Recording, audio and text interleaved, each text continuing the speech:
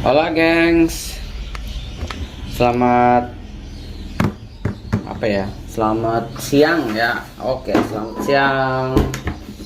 Welcome back to kopi-kopi ala-ala suka-suka. Ini agak bergema ya.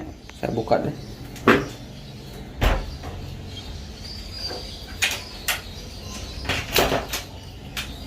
Gak enak ya kalau bergema.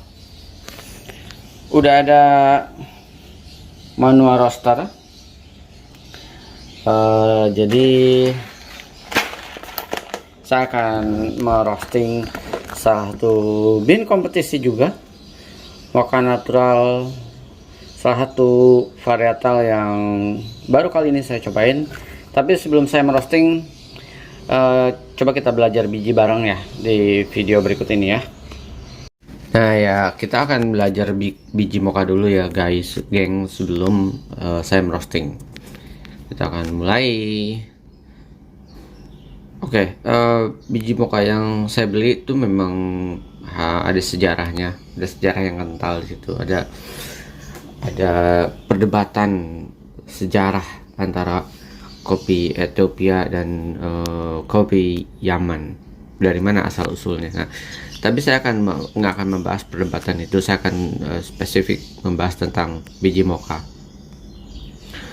Kalau banyak yang bilang biji mocha itu, ada yang bilang mau mocha, ada mocha. Penulisannya sebenarnya beda-beda ya, tapi sebenarnya kalau bacanya more or less kurang lebih sama tepatnya. Udah more or less kurang lebih lagi ya. Kita akan bahas tentang sejarah kopi Yaman. Kopi Yaman itu kalau buat saya dibagi menjadi tiga versi lah ya.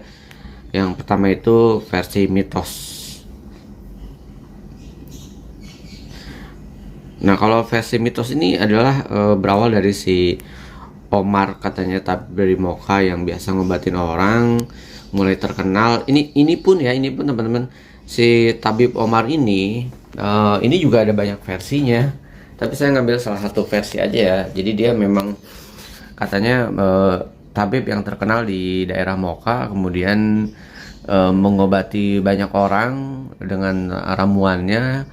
Lalu raja melihat dia mulai lebih terkenal daripada raja.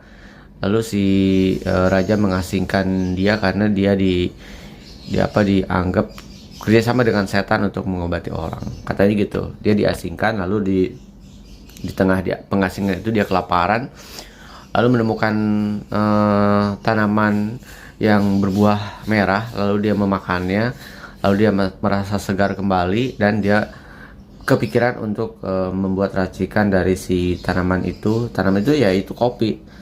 Lalu dia mulai mengobati orang-orang dengan racikan tanaman itu, dan orang-orang mulai sembuh lagi gitu kalau lagi sakit. Itu versi dari tabib Omar, kurang lebih kayak gitu singkatnya, walaupun memang ada beberapa versi juga dari tabib Omar. Lalu yang kedua itu dari versi Sufi. Konon katanya ada namanya Al-Sadali. Nah, kalau dibaca mitos-mitos ini, si Omar ini sebenarnya murid Al-Sadili katanya gitu ya. Jadi Al-Sadili melakukan perjalanan rohani ke mana? Ke Ethiopia.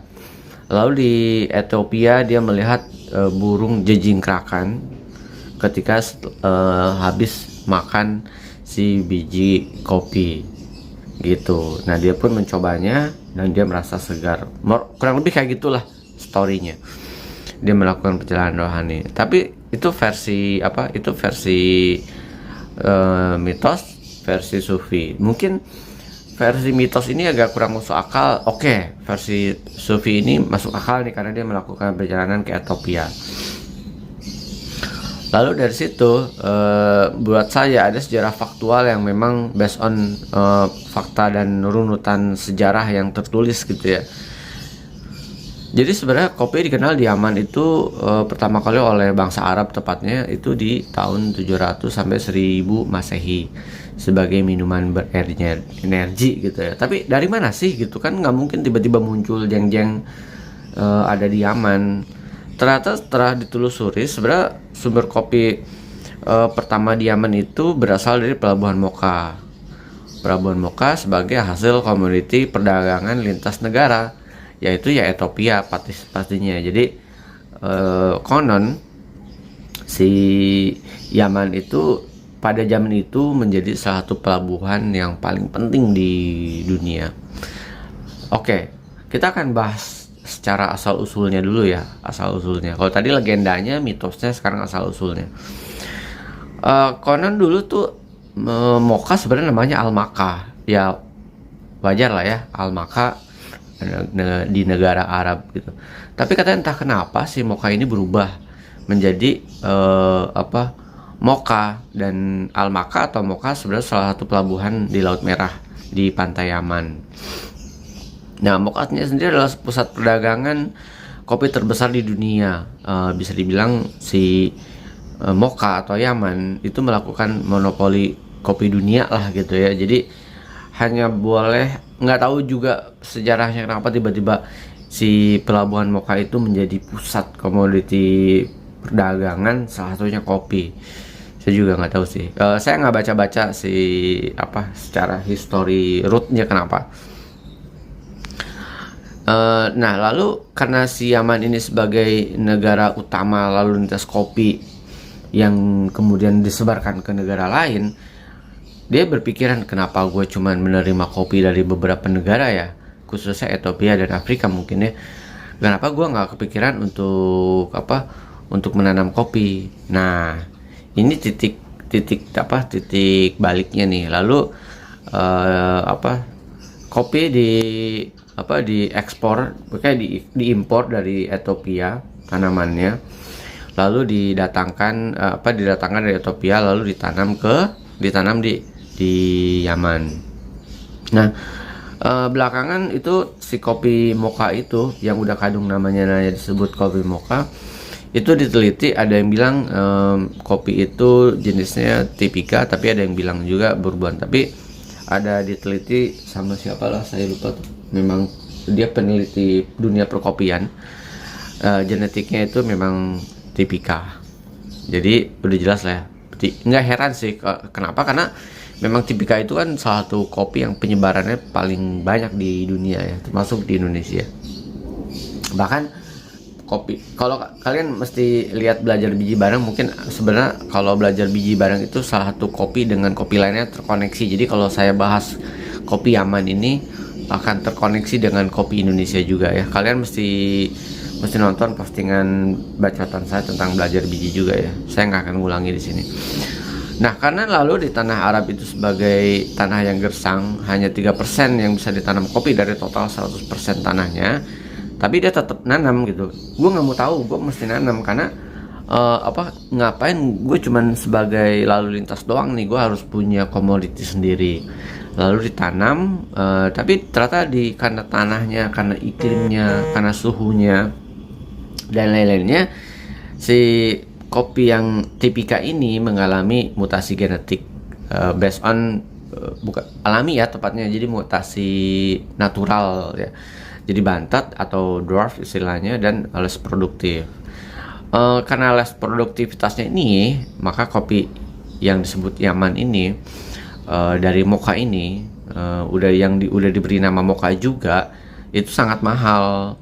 Tapi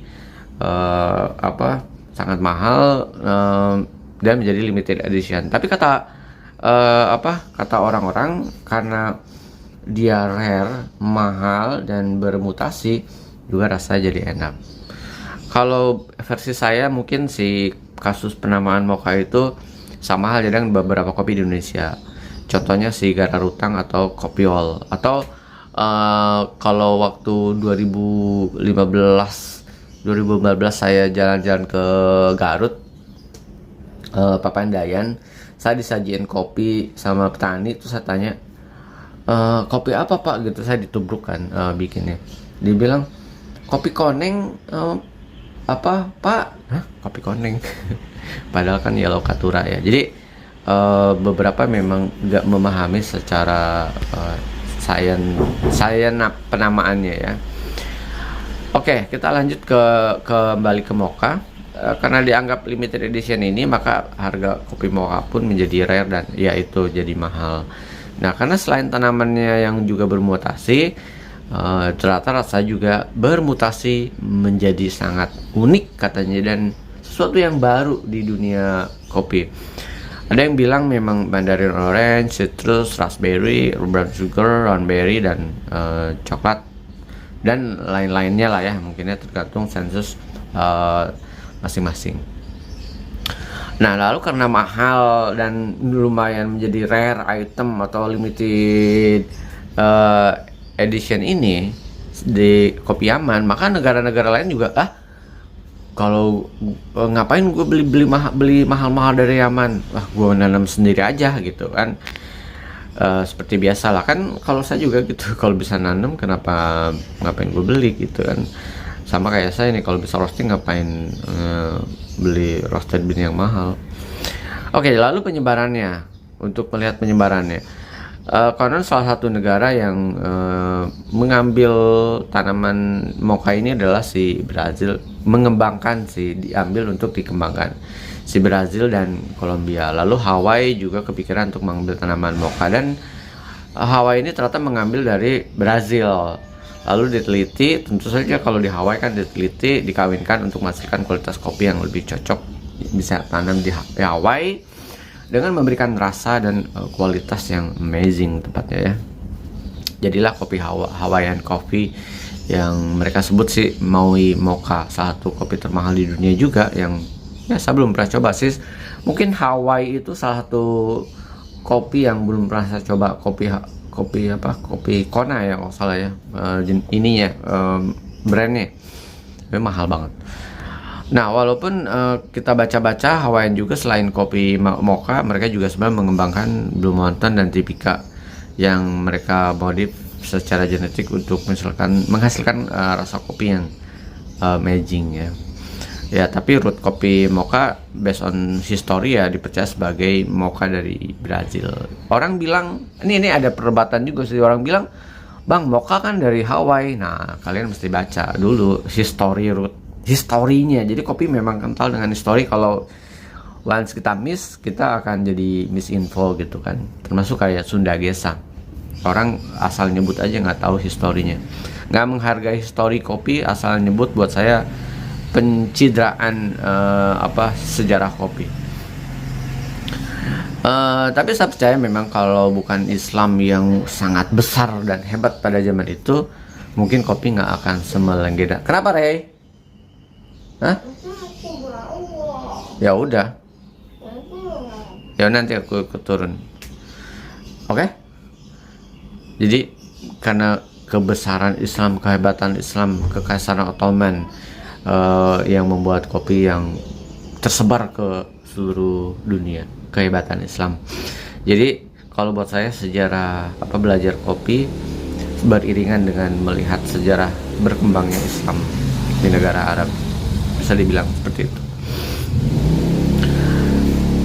Jadi buat saya kopi ini salah satu biji yang sejarahnya paling kaya, paling panjang. Dia tuh beriringan dengan berkembangnya sejarah Islam. Bahkan dia beriringan, kalau di Ethiopia ya beriringan dengan berkembangnya Ethiopia. Buat saya kopi itu memang sangat kental banget. Kita tuh, kalau saya sih nggak bisa menganggap remeh gitu kan. Mungkin selama ini saya nggak hanya sekedar ngopi juga gitu ya, tapi saya baca-baca sih dari dulu memang. Cuman mungkin saya nggak menghadirkan ini ke temen ala-ala ya. Tapi kali ini saya mencoba share aja sih apa yang saya ketahui tentang dunia kopi. Dia tuh kopi yang menembus ruang batas lintas mitos, budaya, sains, dan zaman, dan agama, dan suku, dan segala rupa jenis di dalamnya buat saya. Jadi sampai perkawinan silang ya tanpa merebutkan agamanya kopi. Jadi buat saya kopi adalah budaya yang harus kita pahami. Di dalamnya ada ilmu pengetahuan, ada sejarah yang harus kita gali, rasa yang harus kita cerna dalam-dalam, lalu kita terjemahkan ke dalam bahasa yang sederhana. Jadi kopi buat saya bukan sekedar cairan hitam di secangkir yang kalian nikmati. Bicara tentang bacot notes yang terkadang sulit dipahami, namun nggak ada salahnya juga sih kita cuman hanya sebatas menikmati secangkir kopi di pagi hari. tanpa memusingkan latar belakang dan rasa yang melekat di setiap sebutan. Tapi buat saya kita harus tetap memahami seluk-beluk kopi, historinya, sejarahnya, bahkan di setiap negara kenapa dia masuk, bagaimana dia genetik diubah, kenapa dia menjadi Pacamara, kenapa dia menjadi Sarci, Timor dan lain-lainnya. Dan ini adalah salah satu kopi yang punya sejarah panjang, si kopi mocha, sebuah perdebatan di dalamnya. Kiblatnya kiblatnya kopi Yaman dan kiblatnya kopi Ethiopia, mitos antara Yaman dan mitos antara Ethiopia, dan mitos di antara negara-negara barat Eropa, Arab. Dan kali ini saya akan roasting salah satu kopi yang punya sejarah panjang, si kopi mocha natural dari Kolombia, dengan produser Cafe Granzala Esperanza, salah satu produser kopi di Kolombia yang termasuk paling mahal di Kolombia. Mungkin dia sekelas dengan La Esmeralda di Panama. Oke teman-teman, kita akan roasting. Sorry berpanjang lebar karena memang somehow beberapa kita butuh suntikan ilmu pengetahuan tentang biji, walaupun memang versi ala-ala suka-suka. Secara bahasan mungkin nggak detail banget, karena memang ada hal yang di sisi lain harus kita detailkan, ada hal yang memang nggak bisa kita detailkan, atau mungkin karena waktunya terbatas teman-teman, jadi cukup aja lah ya. Nanti kita akan bahas kupas tentang satu sisi, mungkin sebuah kopi dari sisi agama, mungkin saya juga nggak tahu. Tapi nanti aja, kita akan pelan-pelan belajar biji bareng ya. Saya bukan so tahu, tapi kita belajar biji bareng supaya sama-sama paham aja sih. Mari kita roasting teman-teman. Udah kelar nontonnya, mari kita berproses. Saya akan ini dulu ya, bukan membongkar sih, menimbang tepatnya. Kita akan berhura-hura dengan bin kompetisi ini.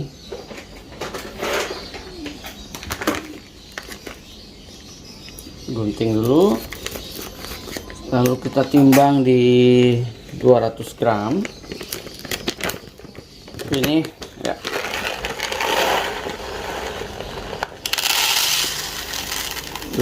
gram.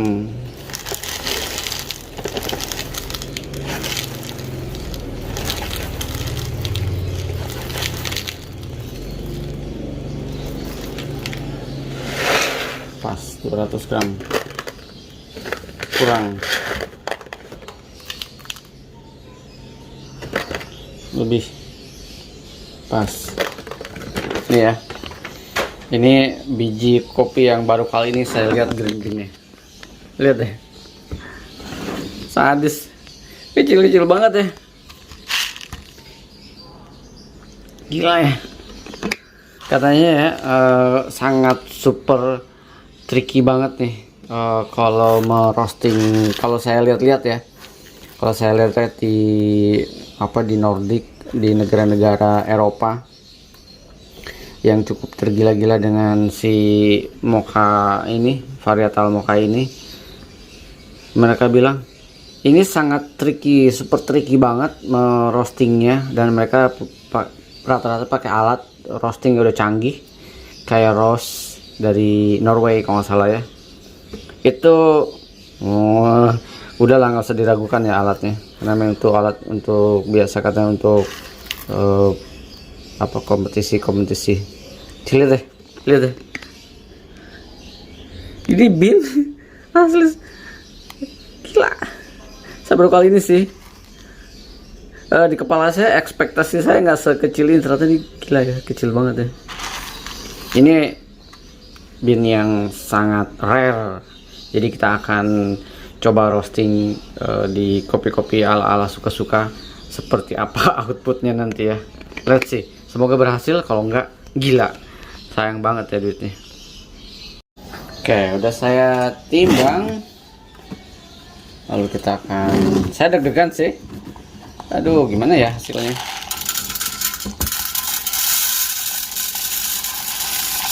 Kata ini memang butuh treatment khusus roastingannya. Sementara alat saya manual gila. Hanya menggunakan perasaan, penciuman, bukan pakai data-data di komputer ya, grafik dan lain-lainnya. Kita akan preheat dulu. Gimana dengan angin? Aman? Tadi nggak ada angin, sekarang ada angin. Semoga aman ya. Kita preheat dulu. Saya juga bingung nih mau menggunakan variabel api kayak apa. Nggak kebayang karena baru kali ini merosting bin seperti ini. Semoga angin bersahabat, nggak gitu galau. Kalau enggak ya udahlah, kita jalanin aja. Let's see ya. Kita kecilin apinya di sip. Bismillahirrohmanirrohim. Bentar ya, ini kayak mesti bener-bener super hati-hati banget ya. Anginnya gimana nih? Saya tutup dulu pintunya. Stop. Oke, saya udah mulai timernya. Ada.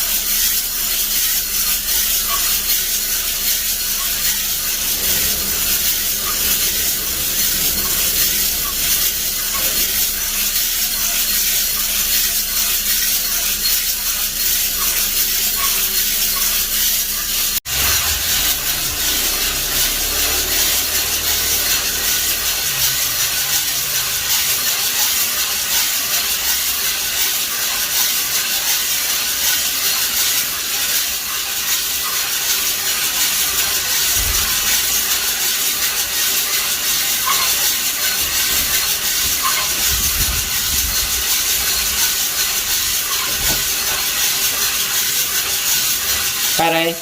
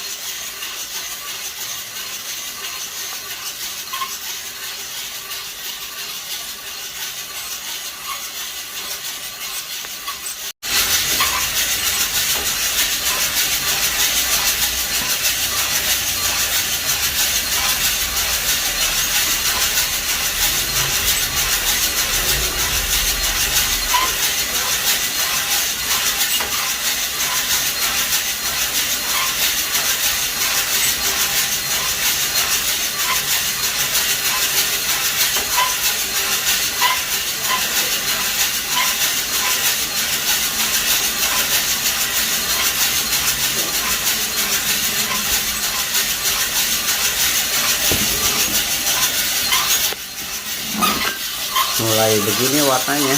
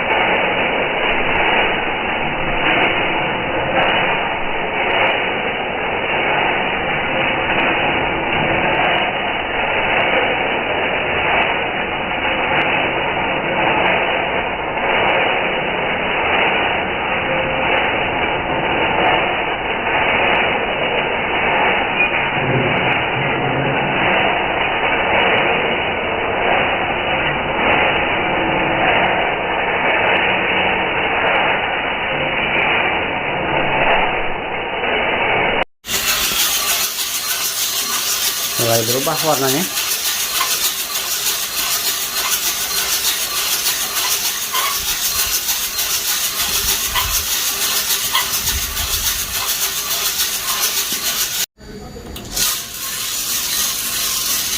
Selesai. First track kelewatan tadi videonya. Ini udah finishing. Warna udah sesuai dengan yang saya inginkan. Oke, selesai.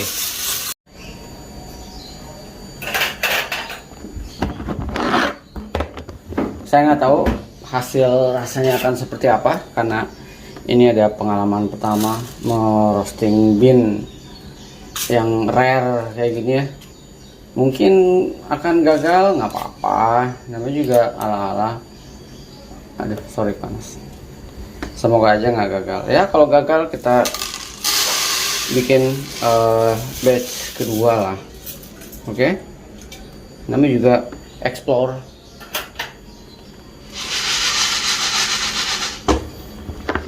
Hasil roastingannya chill banget ya. Penasaran sih dengan rasanya. Saya akan resting di 15 hari aja ya. Nggak usah diapa-apain, let's see 15 hari, nggak usah diintip, nggak usah diapa. First crack saya diamkan sekitar 1 menit. Let's see rasanya kayak apa ya. Saya dinginkan dulu. Ini hasil roastingannya udah dingin, udah dimasukin ke toples. Kita akan resting sekarang tanggal 2 April. Kita akan resting 15 hari aja ya. Saya akan diamkan, nggak mau ngecek si aroma dan lain-lainnya. Notesnya Mandarin Orange, Citrus, Raspberry, Brown Sugar. Ketinggian segini, proses natural. Negaranya Colombia, Varietal Mocha. Kalau saya nggak tahu apakah saya nanti akan ada sesi berbagi atau enggak, saya nggak tahu karena saya baru kali ini juga explore, baru kali ini juga perdana merosting. Saya nggak tahu apakah ini gagal atau enggak. Along the way, kalau saya lagi brew di Instagram, mungkin untuk yang di Jakarta boleh senggol. Kalau enak saya akan berbagi, kalau nggak enak saya akan coba metode variable roastingan lain ya. Maksudnya kalau enak, kalau misalkan saya lagi brew, bang cobain dong sekali brew, akan saya vakum, akan saya kirim. Tapi kayaknya khusus di Jakarta aja, yang dekat-dekat aja. Jakarta ya, bukan Jabodetabek, Jakarta. Kalian harus mantengin aja sih, ngobrol aja kita ya.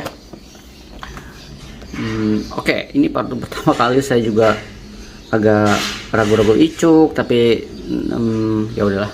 Kita nggak pernah tahu kalau kita nggak nyoba. Saya tutup dulu.